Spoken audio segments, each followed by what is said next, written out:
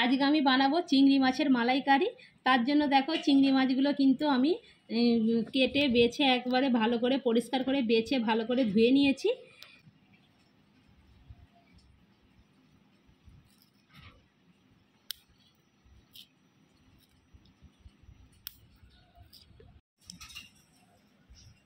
দেখো মাছগুলোর মধ্যে কিন্তু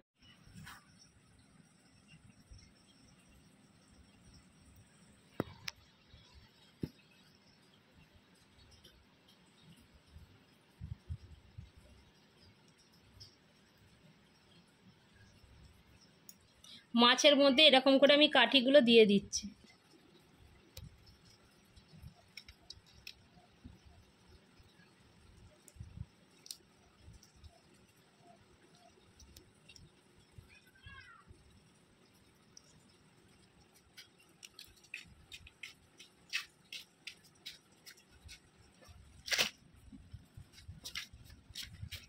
সব মাছগুলোর মধ্যে আমি কাঠি নিয়ে নিয়েছি, যেহেতু মাছের সাইজটা খুব একটা বড় নয় সেই জন্য আমি খুব একটা বেশি কিছু বাদ দিইনি মাছটার মধ্যে। শুধু নিচগুলোকে, মাছের যে চিংড়ি মাছের নিচগুলোকে আমি শুধু কেটে বাদ দিয়েছি। যাই হোক সব মাছগুলো কিন্তু আমি কাঠি লাগিয়ে নিয়েছি। এবারে মাছের মধ্যে লবণ আর হলুদটা মাখিয়ে নেব। মাছের মধ্যে দিয়ে দিচ্ছি পরিমাণ মতো লবণ আর অল্প একটু হলুদ গুঁড়ো। লবণ আর হলুদটা মাছের মধ্যে খুব ভালো করে মাখিয়ে নেব।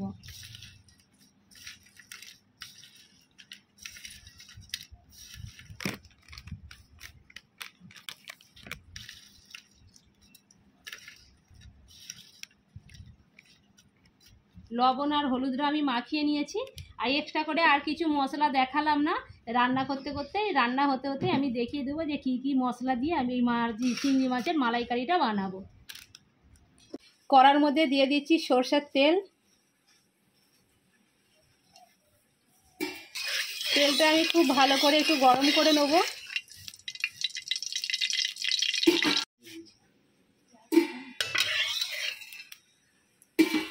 তেলটা আমার গরম হয়ে গেছে। এবারে লবণ আর হলুদ মাখানো চিংড়ি মাছটা আমি দিয়ে দেবো।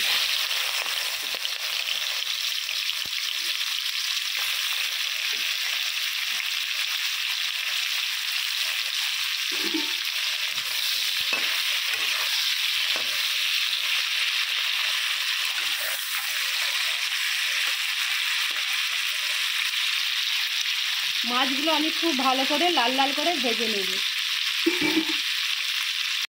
মাছগুলো আমার ভাজা হয়ে গেছে, আমি এবারে প্লেটে তুলে নেব। তেলের মধ্যেই দিয়ে দেবো কেটে রাখা পেঁয়াজ।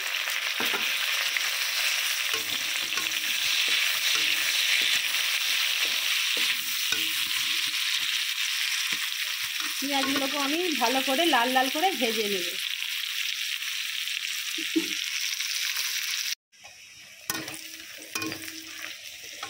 পেঁয়াজটা আমি লাল লাল করে ভেজে নিয়েছি।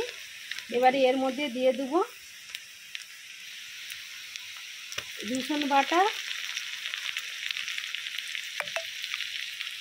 আদা বাটা।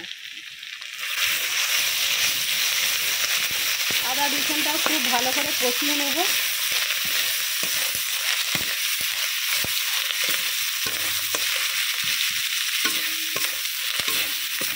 ভালো করে কষানো হয়ে গেছে।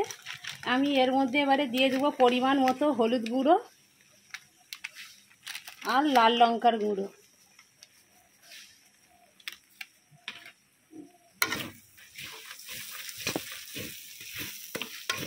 সব কিছু আবারও খুব ভালো করে কষিয়ে নিচ্ছি।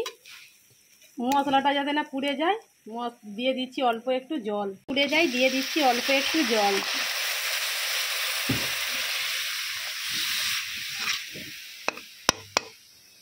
জল দিয়েও মশলাটাকে আরও কিছুক্ষণ খুব ভালো করে কষিয়ে নেব।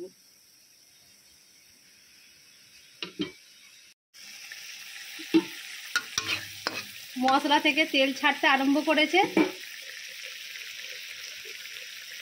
এবারে আমি এখানে দিয়ে দিচ্ছি টমেটো পেস্ট। একটা ছোট টমেটো, পাকা টমেটোকে পেস্ট করে রেখে দিয়েছিলাম, সেই টমেটো পেস্টটা দিয়ে দিলাম। আর এখানে দিয়ে দিচ্ছি 1 বাটি নারকেলের দুধ। যেইটা না পড়লে মালাইকারিটা অসম্পূর্ণ। নারকেলের দুধটা অতি অবশ্যই লাগবে। এখানে আমি দিয়ে দিয়েছি 1 বাটি নারকেলের দুধ। সমস্ত কিছু মশলা আমি একে একে মিশিয়ে দেবো। আর এখানে দিচ্ছি গরম মশলা বাটা। গরম মশলা বেটে শিলটা ধুয়ে জলটাও আমি নিয়ে নিয়েছি। গরম মশলা বাটা দিয়ে দিলাম, যাতে মালাইকারির ফ্লেভারটা যেন খুব ভালো হয়। এখানে দিচ্ছি পরিমাণ মতো লবণ। আর আমি একটা এখানে জিরে গুঁড়ো, ধনে গুঁড়ো শুকনো কড়াই ভেজে গুঁড়িয়ে রেখেছিলাম, সেই মশলাটা আমি দিয়ে দিলাম। সব কিছু মশলা আমার দেওয়া হয়ে গেছে। এবারে কিছুক্ষণ 2 মিনিটের মতো আমি অল্প আঁচে জাল দিয়ে ফুটিয়ে নেব।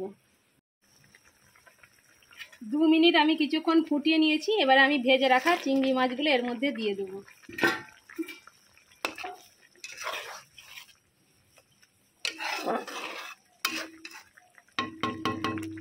দিয়ে আরও 2 মিনিট আমি রান্না করে নেব।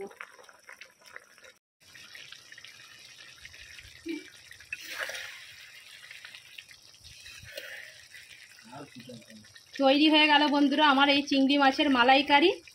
অল্প একটু গ্রেভি আছে, ভাতে মাখিয়ে খাওয়ার জন্য রেখেছি। আর ঠান্ডা হয়ে গেলে আরও একটু শুকনো হয়ে যাবে। তাহলে চলো এবারে আমি কড়া থেকে নামিয়ে নেব। তৈরি হয়ে গেল বন্ধুরা আমার এইরকম একবারে গরম গরম চিংড়ি মাছের মালাইকারি।